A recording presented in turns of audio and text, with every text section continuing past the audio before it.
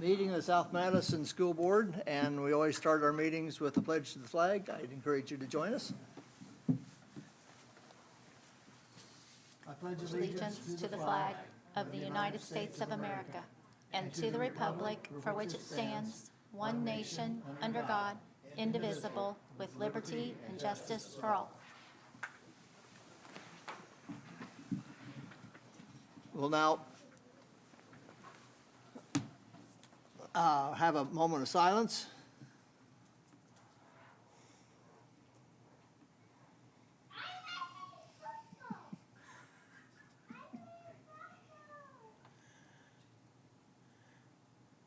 Thank you, and I love it. I absolutely love it. Item 1.3, any adjustments to the agenda? Dr. Hall. President Hunt, there are no adjustments to the agenda tonight. Thank you. Our core purpose is success for all students. Our core goal is that at least 90% of the students will pass language arts, English, and mathematics on state assessments. Our core values. Under character, we will continue to be an institution guided by ethical strength. Students, we will continue to put students first in our priorities and our decision-making.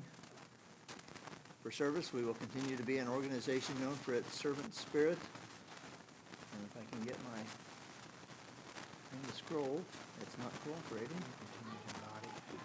Okay, you got it? All right. Magic finger, thank you. We will continue to embody the qualities of stewardship. Under 1.5, comments from patrons, and we have nobody signed up to address an agenda item, so we'll move right on into item 2.1, dyslexia report. Dr. Miller. Thank you. You have data in the report or in the board docs regarding the dyslexia data for the year.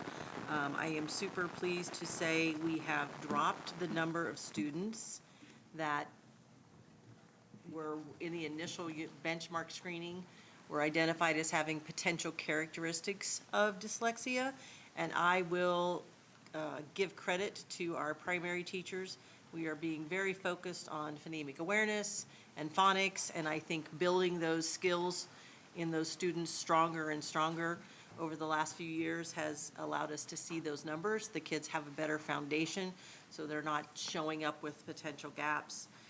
So that has dropped to about 3.8% of the students were identified after level 1 testing of potential characteristics of dyslexia. If you recall, we do not diagnose. It is a medical diagnosis to have the identification of dyslexia, but we simply look for what potential characteristics are there. So I'm super proud of our kids and teachers that they're getting more of those basic foundational skills in. So. Well, the earlier we could catch it, the better for everybody, isn't it? Yep, absolutely. Well then, any questions for Dr. Miller? Yes, Dr. Miller, this is kind of a specific one, so you might not have the answer at your fingertips. I said we had 101 children that received dyslexia intervention, what I'm reading. Yeah.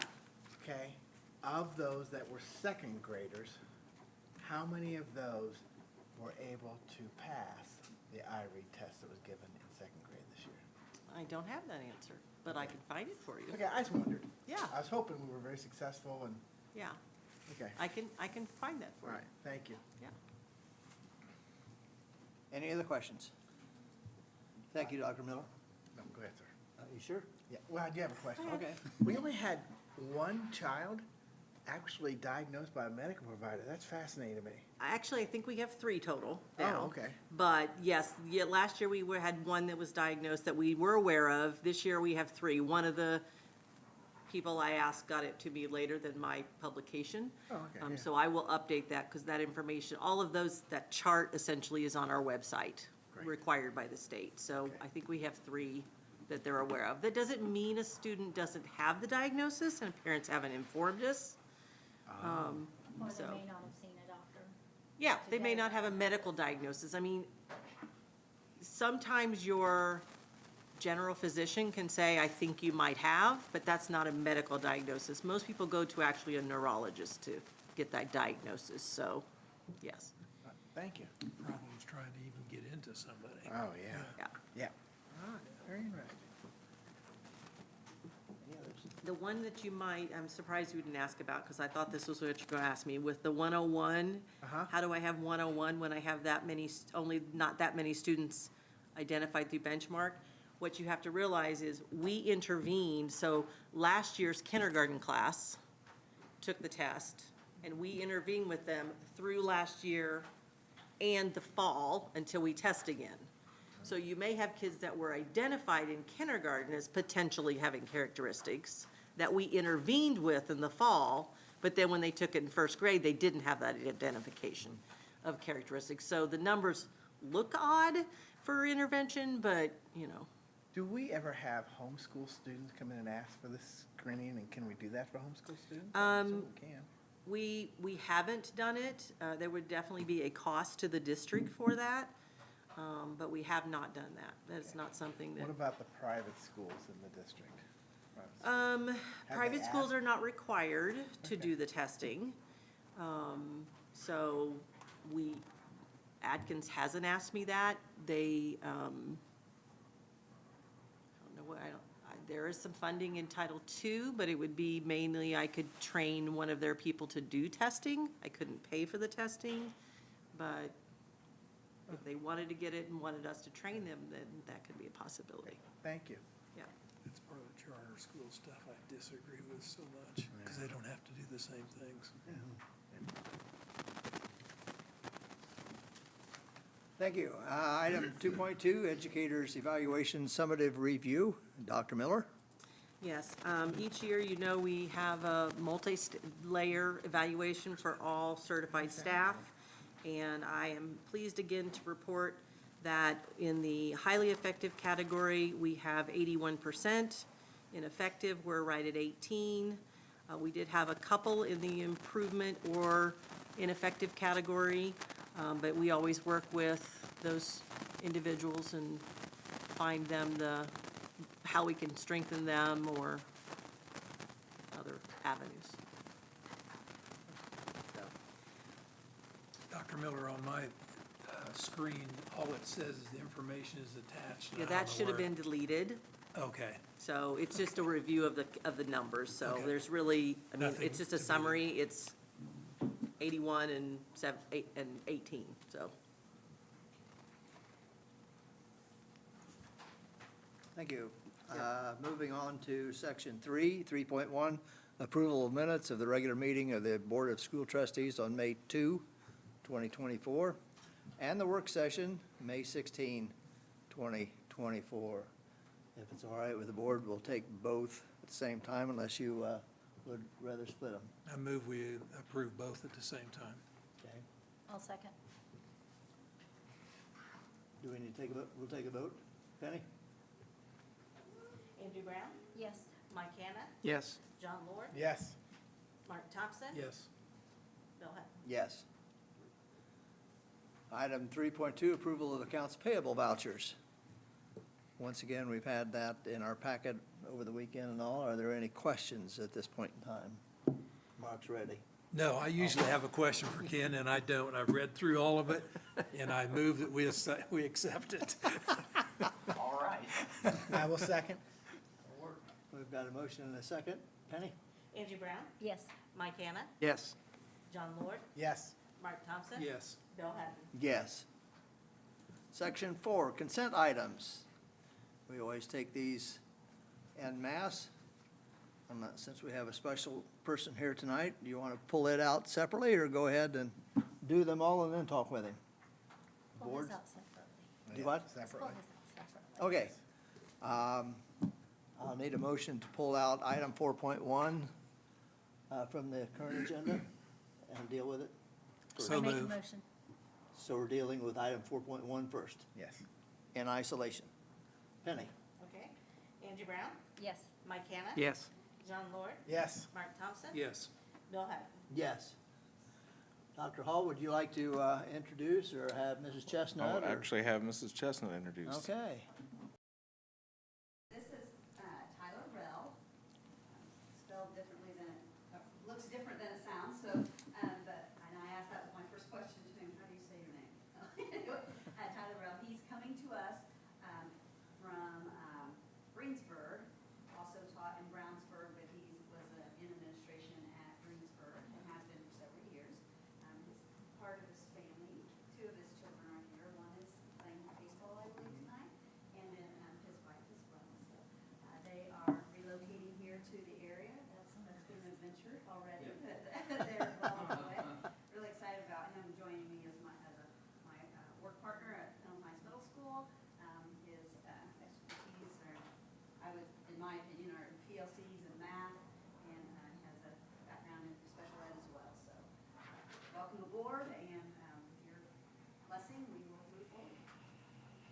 Tyler, is there anything you'd like to say?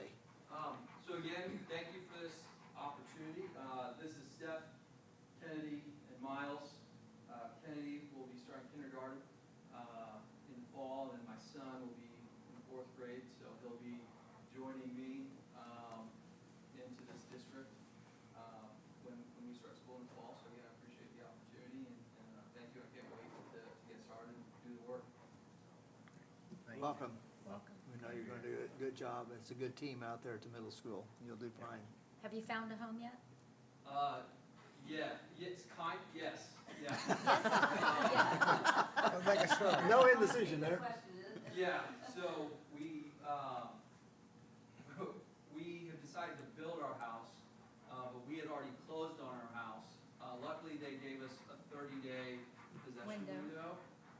But when that possession window ends and when the house is gonna be built is not gonna line up. But we think we found something in the meantime until the house gets built. So, yes, in a roundabout way, yes, we know where we're gonna be living. If not, I have a nice tent I'll loan you.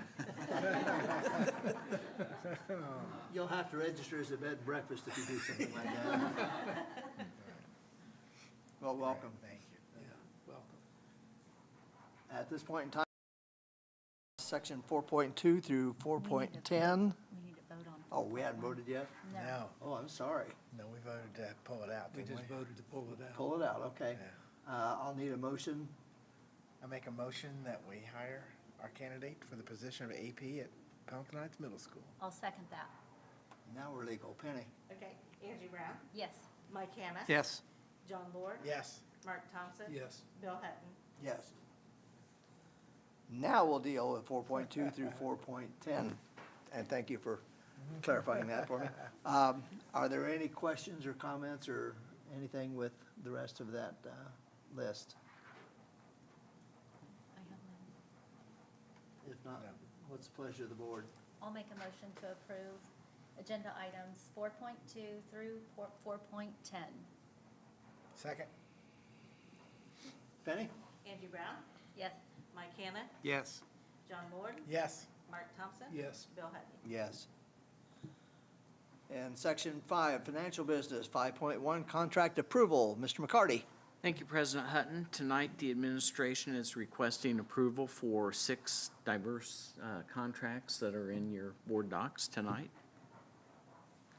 I know Mrs. Brown had a question on parent square that I'm hoping Brittany can give me a little more information on, share a little more on. Actually, Brittany, it's not really a question. I would just like to hear a little more about it. I went to their website and kind of looked into it, but on all the demos, there's a lot, you're supposed to put in information and that kind of thing. And I thought, well, I'll just wait for Brittany.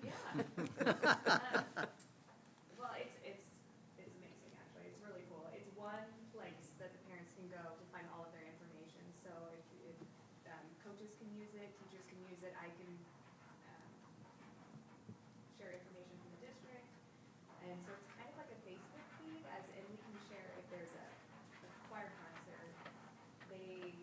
I can share a post, and then they can add it to their calendar from there. They can say if they're gonna go or not. Teachers can use it for parent-teacher conference signups. If they need volunteers in the classroom, they can post something right there. So we don't have to use a lot of separate apps, because teachers use all kinds of different apps for signups and things like that. So it's just a one-stop shop for communication.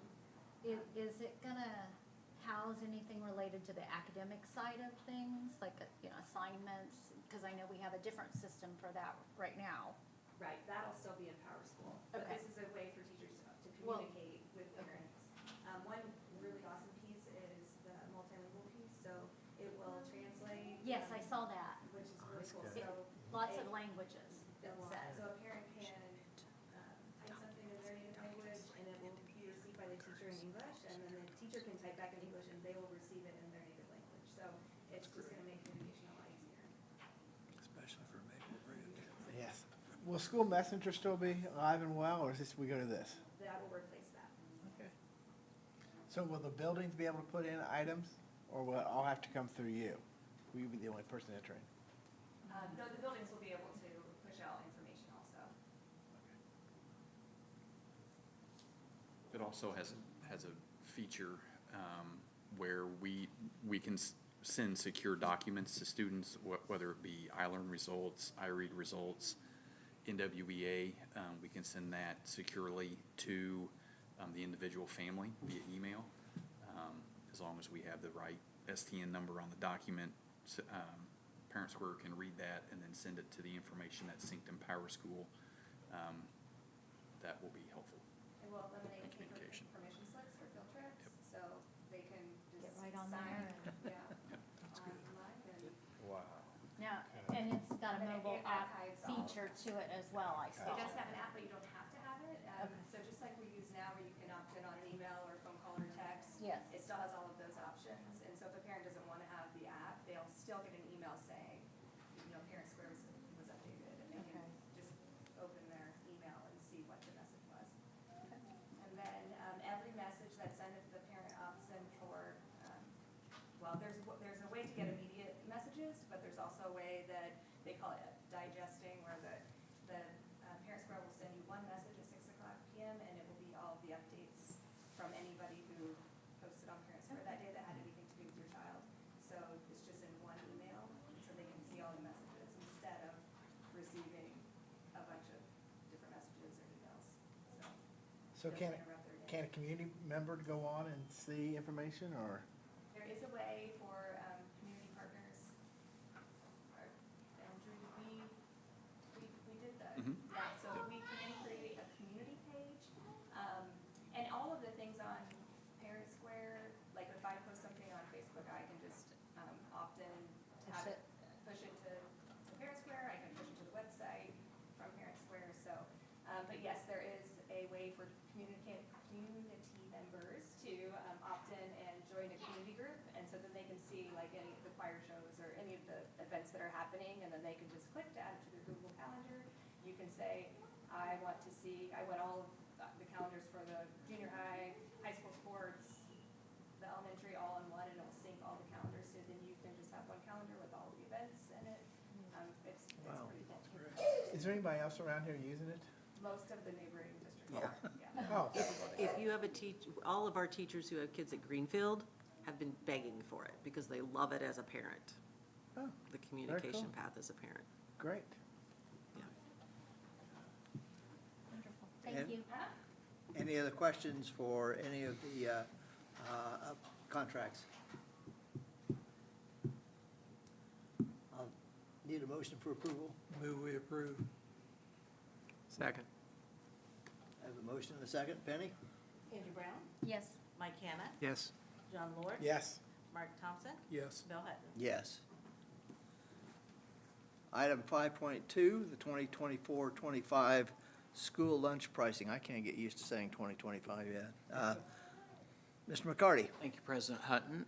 Tonight, the administration is requesting approval of the annual 24-25 breakfast and lunch price list. Attached is our proposal, along with two of our districts, Greenfield Central and Eastern Hancock, to give a relative comparison of where ours are versus local schools. Looks like everything just went up about 10 cents. Yes. Which is less than what Wendy's went up. Sure is. Yeah, we don't want an open campus anyway. Yes. Any other questions about the lunch pricing? None. What's the pleasure of the board? I make a motion, we approve the prices as presented. Second. Penny? Andrew Brown, Yes. Mike Hanna. Yes. John Lord, Yes. Mark Thompson, Yes. Bill Hutton. Yes. Item 5.3, the annual approval of non-certified salary schedule. Mr. McCarty? Thank you, President Hutton. Typically, this time of year, we will request a carryover schedule for our support staff salary schedule. But last year, we did conclude a 2-year teacher agreement, which allows us to go ahead and propose an adjustment effective July 1. So Penny and our payroll department are extremely happy that we will not have back pay pending approval. So By and large, the schedule reflects a 4% raise for everyone. There are certain positions, for instance, substitute teachers, that we had a very substantial increase last year that we have not changed. For instance, sub-custodian fees or rates were in the $12 range, which surprised we've struggled in this job market to get people. So we've bumped that up to what we feel is a little more competitive in the marketplace. But by and large, the increase are reflective of 4% over the prior year. Move we approve. Second. Penny? Andrew Brown, Yes. Mike Hannah. Yes. John Lord. Yes. Mark Thompson. Yes. Bill Hutton. Yes. Item 5.4, the adoption of the budget calendar. Mr. McCarty? Thank you, President Hutton. As you mentioned, 2025 is getting close, so we will soon begin work on the 2025 budget for the school corporation, and attached is a calendar that reflects our proposed dates along with the deadlines by the Department of Local Government Finance. And like I say, we're looking forward to getting rolling on that.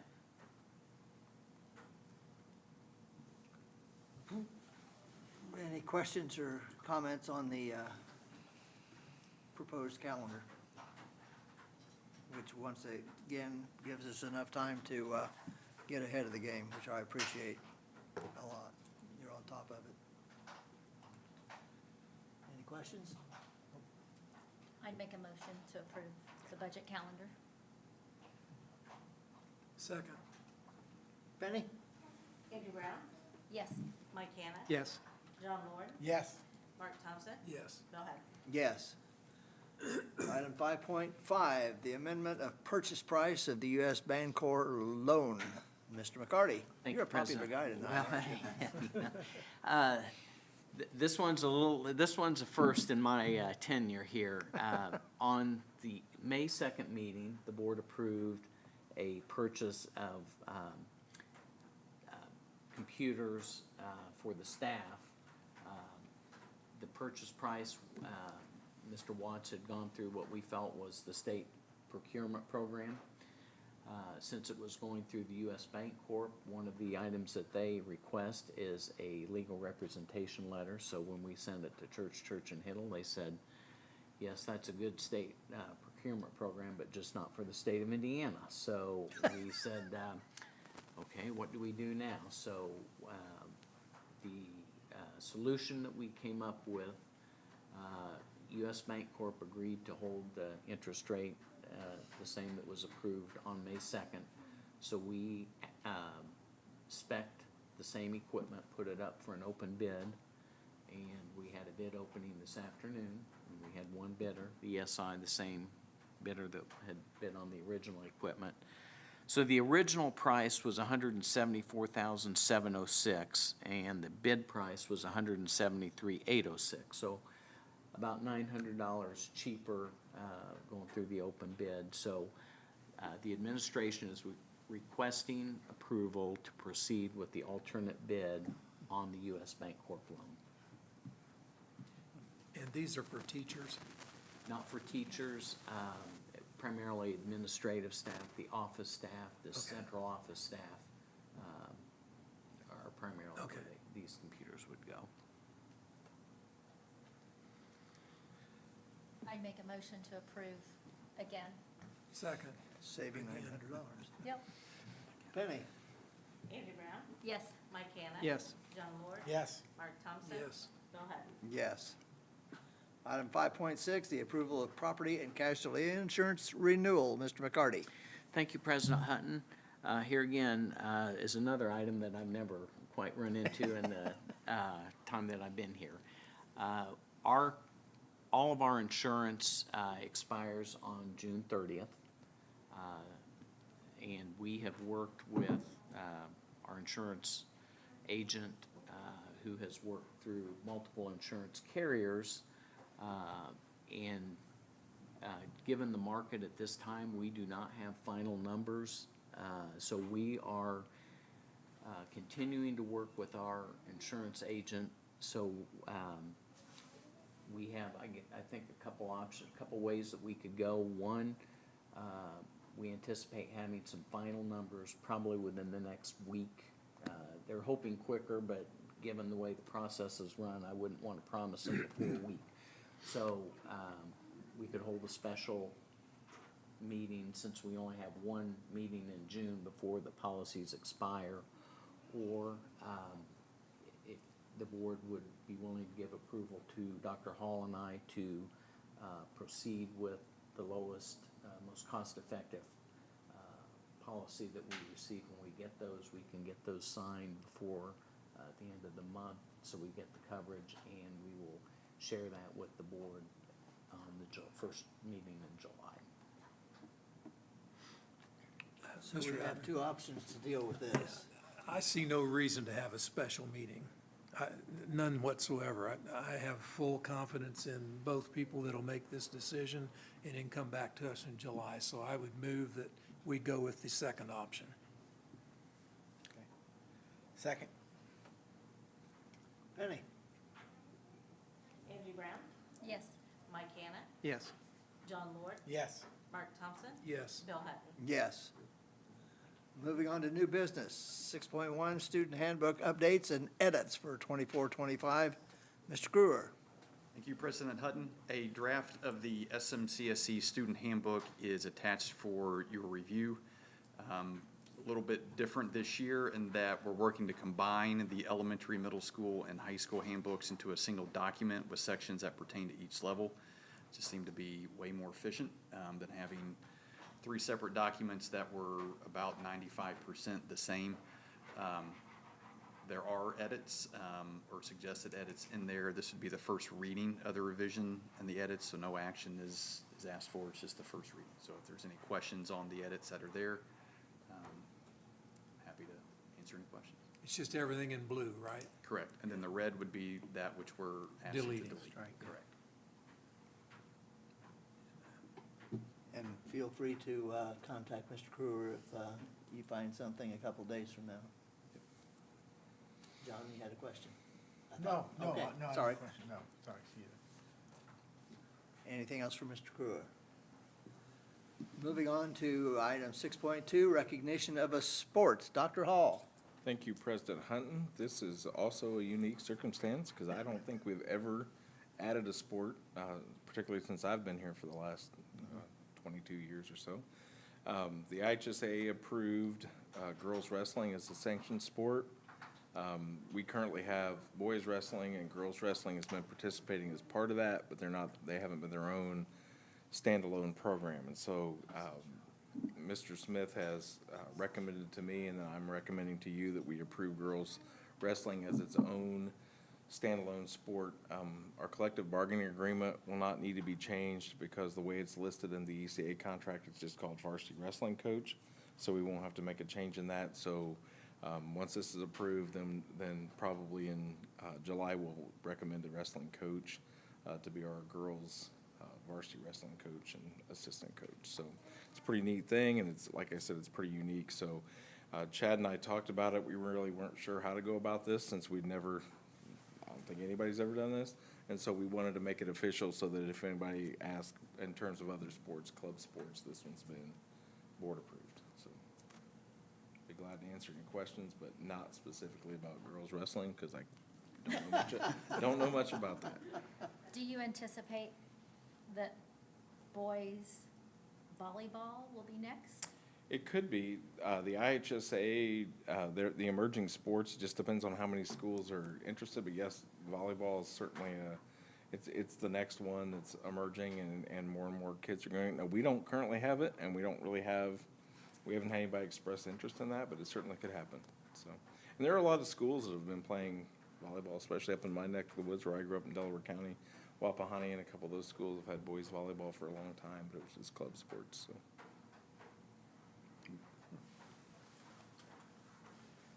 Official recognition of girls wrestling.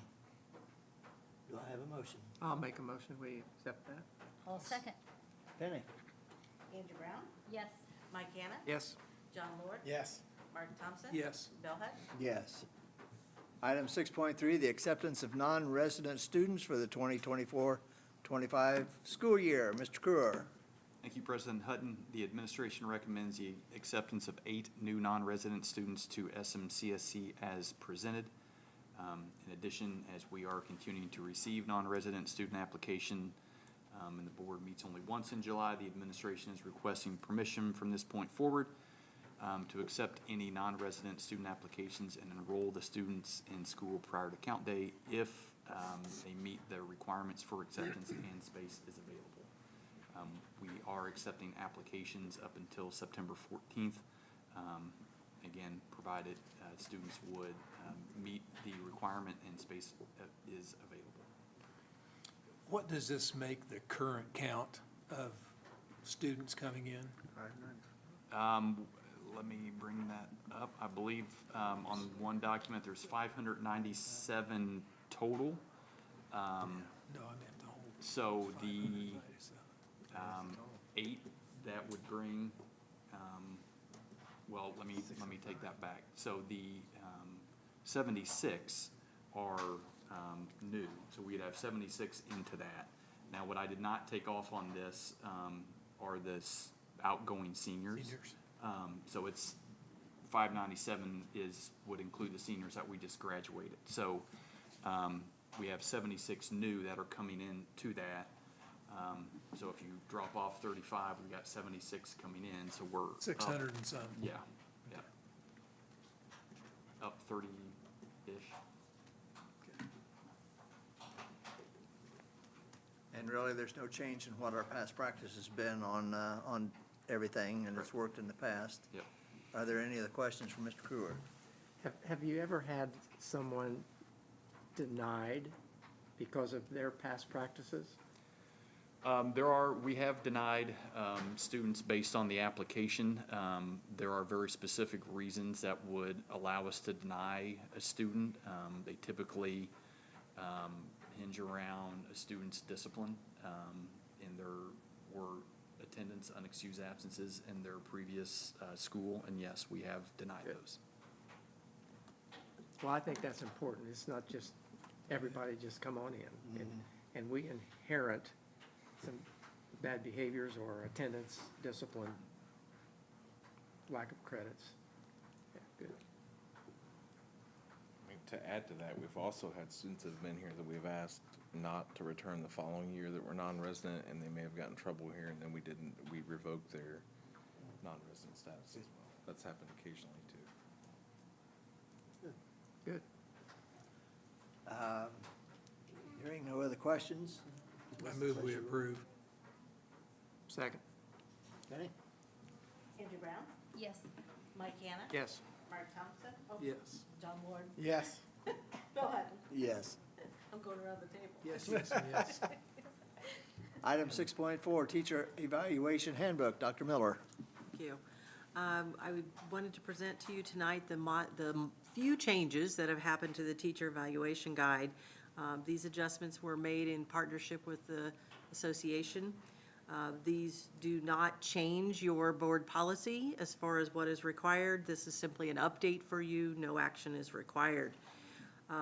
Basically what you see here and is listed are some removals due to laws changes at the state level.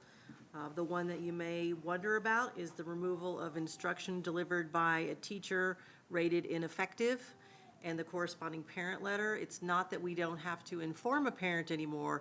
We legally are not allowed to have it happen.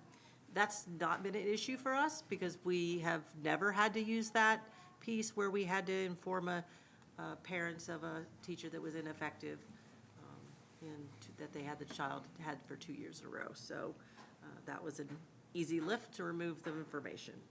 The rest of it really is more technical kind of things, changing the years and so forth in the document. So there are pretty minor changes to align with the laws.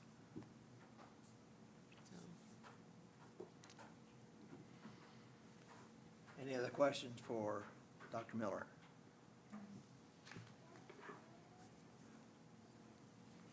What's the pleasure of the board? We didn't need a vote on this. Not need to vote. No vote. No vote. Nope. Good pleasure.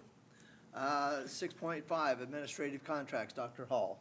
Thank you, President Hutton.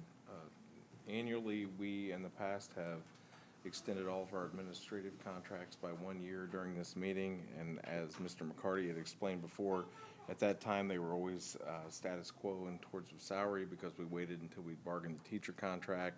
Since we have the 2-year contract, tonight we're asking that along with the 1-year extension in contracts, that we also award the administrators a 4% increase, the same that we had given the support staff schedule. So all the contracts are listed, all the benefits. So I'd be glad to answer any questions, but it's very similar to what we've done in the past. We're just doing it a few months early to save Penny the. I was gonna say, a big smile on Penny's face. Look at that smile. As my term is, and we're supposed to get this right. Any questions or concerns? I'd entertain a motion. I'll make a motion. I'll second. Penny? Angie Brown, Yes. Mike Hanna, Yes. John Lord. Yes. Mark Thompson. Yes. Bill Haden. Yes. Item 6.6, board policy updates. Big list. Thank you, President Hutton. You will see that we have been busy updating our policies. A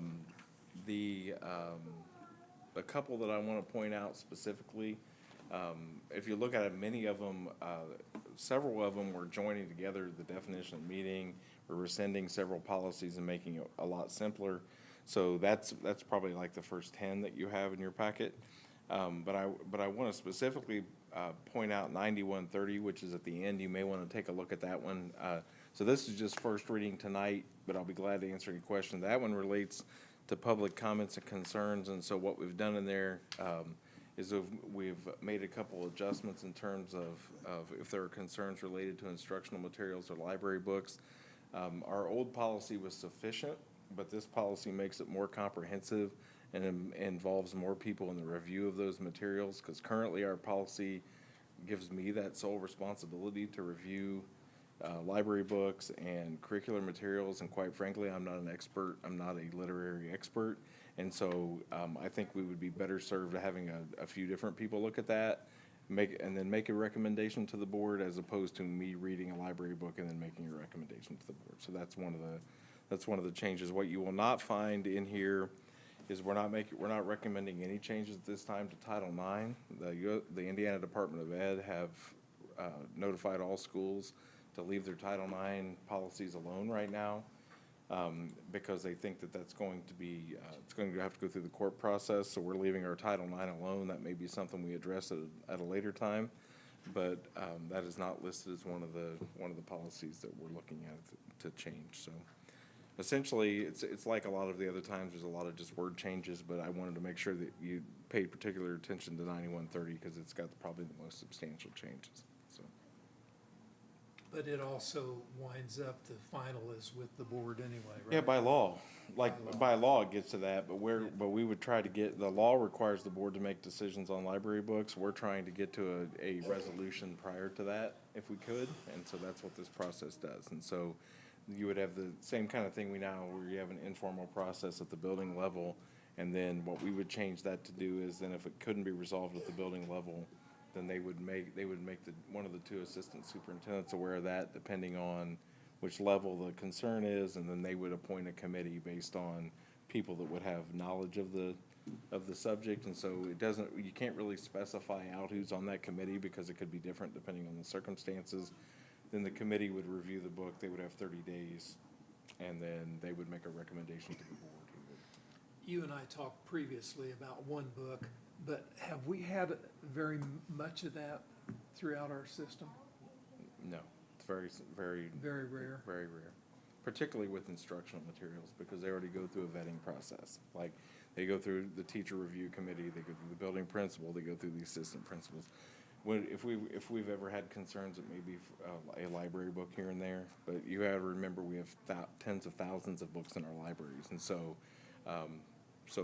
if someone would bring that to our attention, we would certainly go through this process and determine whether it's a book we should have or not. But it's impossible to, with that many items in our libraries, like it would, and some of them have been there for, 55 years or so at the high school, so. Anyways, so this just kind of helps make it, it's more comprehensive, it puts timelines to it, it just, our other policy was okay, but we just didn't think it was as comprehensive as it probably could be, so. And again, we'll vote to approve these in July. This is just, you can take a look at them. If you have thoughts, let me know. Thank you. More interesting reading ahead. Yes, I mean, I think there's only about 30 on there. These updates are different than the Neola updates. No, these are Neola. These are came the from Neola. Neola. Okay. These are Neola's updates. The only one that's a little different than what Neola gave us is our attendance policy, because there's some attendance policy updates in there because we had to include things by law about release of religious instruction and some of the things that passed out of the last legislative session, but we also included definitions in our attendance policy about what a half-day is, what's considered excessive absenteeism, like local things. And so the attendance policy is kind of hybrid between the two. The rest of them are pretty much all written by Neola.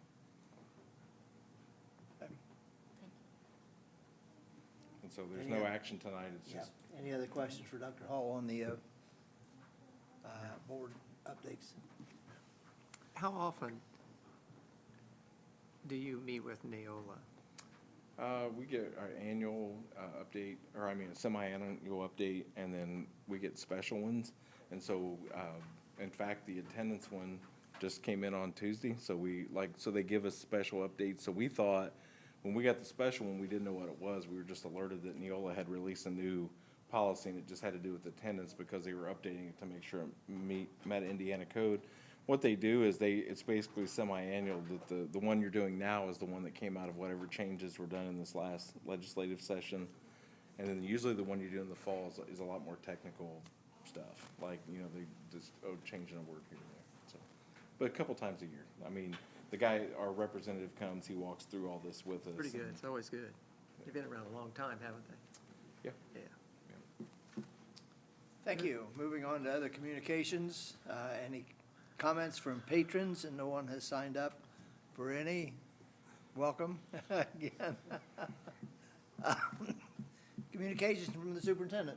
I've just got a couple tonight, President Hutton. Again, I want to congratulate and welcome Tyler. So in our short interactions, I'm certainly excited to start working with him, and I think it's going to be really good for our middle school, and of course, to welcome his family and kids, and I'm really excited about that. So I wanted to let the board know that the high school was awarded the All Music Award again. For several years in a row, we've received that. But what I think is unique about this year is there were only 19 high schools in the state that received that award out of the almost 300 high schools. And so, we bring that to you, but I'm not really sure that keeps it in context until you realize that there were only 19 in the whole state that got that. And so that award is based on performances by both the choir and the band, and that's why they give it the all-school award. So the middle school's gotten that in years past, and I hate to, sometimes I've brought the high school one and then I get the letter like 2 days later that the middle school got it, but right now I'm just aware of the high school. So I wanted to kind of give a congratulations and make sure you guys were aware that Dr. Pio, it's now Dr. Pio. So he just recently completed his doctorate degree. He actually he graduates from Ball State this summer, but he is now changing his title as Dr. Pio. So he finished that in May, so he was pretty excited about that. And last thing, I just want to congratulate the high school administration class of 2024 on a successful commencement. I thought, we did what we could with the weather, so we got lucky with that. But it was a good day, so just want to thank him for that. That's all I have. May I follow up on one of the things that the superintendent said?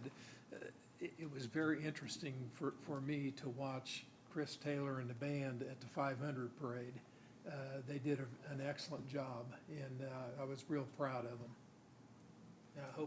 Hopefully you can pass that on to I will. him. I certainly will.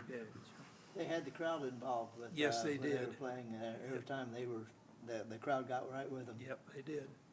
I had probably more people text me and contact me telling me they just saw our band on parade on TV than I probably have almost anything else.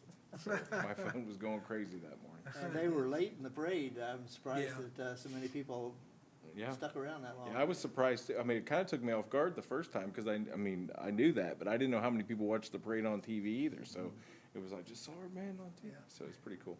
Well, and we got good coverage from the TV too. They cut the commercial afterwards, but it's nice coverage. Okay, so much for Dr. Hall. Any communications from the Board of School Trustees? We'll start over here. Angie?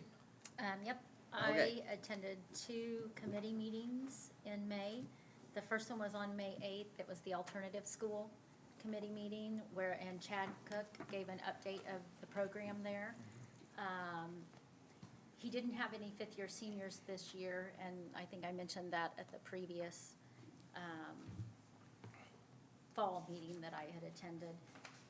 But he did have, let's see, 18 seniors, fourth-year seniors, all whom have graduated but 2, unless those 2 are now graduated, and I don't know yet. I'm not sure. Okay, Yeah. so we're waiting on 2 still to graduate. They are expected to finish. Good. So I think that's really That's tremendous. wonderful. There are 6 juniors, and he lists how many credits they still need yet until they'll be able to graduate, but, they have all of next year to do that.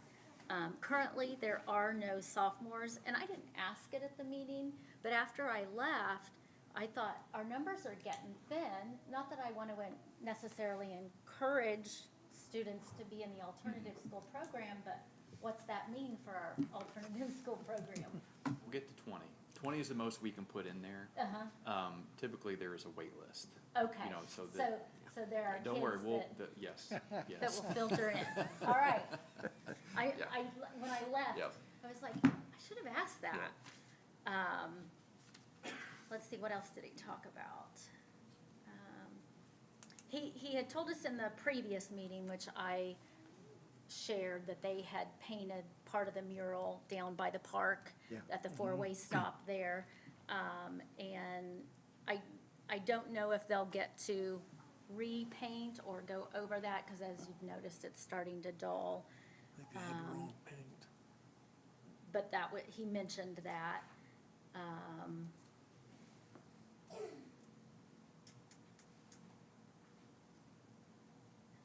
They do have some speakers that may come to speak, and I'm guessing it's gonna be at the beginning of the next school year. The Army National Guard, the Navy, and the Marines. They're trying to get some different occupations to come in, factory, real estate, to come and talk to the kids in the classrooms. And Lincoln Tech is, I think, planned to come and talk about budgeting. So those are some other things. Kathy Barber, do you guys know her? I don't personally know her, but I figured a lot of you guys did. She brings snacks and coffee for the kids and stuff like that, so. Spoiling the John Moore, didn't you? I know. Yeah, I guess so.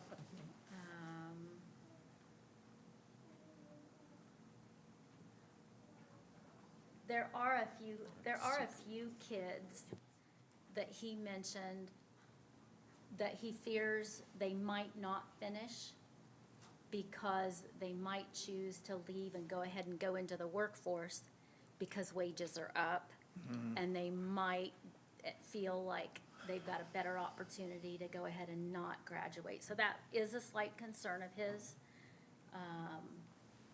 But he's very encouraged with the group that he has as a whole.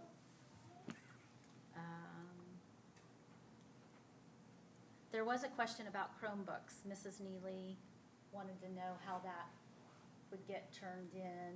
I'm guessing that was taken care of. I believe so. Okay. Anything else I failed to mention? Those are the highlights for sure. Okay, well, that's that one. Okay. All right, the next one, I don't even know if I'm versed enough to talk about. I went to the technology committee meeting. There was quite a group in here. I didn't realize it was gonna be so many people and from different schools here. And then Ryan emailed me afterwards cautioning me not to let anything out that we wouldn't want cybersecurity issues with. Okay. So, there are some terms and things like that that I won't mention. But that was what the whole meeting was about, was our cybersecurity, our cyber defense, the steps that they take, the password protection and the changing of passwords and how long the passwords are now and the importance of that. He talked about concerns that we've had in the past, issues that we've had in the past that I'm also not supposed to tell about. But he would be happy to come and speak to us at an executive session, should we ever want that. His team and him, they're pretty amazing. I was very, very impressed with how much they care about what they're doing and getting it right. He educated our group on white hat hackers, black hat hackers, gray hat hackers, script kiddies, green hat hackers, blue hat hackers, red hat hackers, state nation sponsored hackers, hacktivists, and malicious insider or whistleblowers. So just for example, some of my notes, the white hat hackers are the good guys. They come in and they tell you where you're weak so that you can improve, okay? The black hat hackers, they're just bad guys. They're trying to hack in and bad guys. Script kiddies, they're the novice hackers that think they know more than they know, but they can still cause some problems.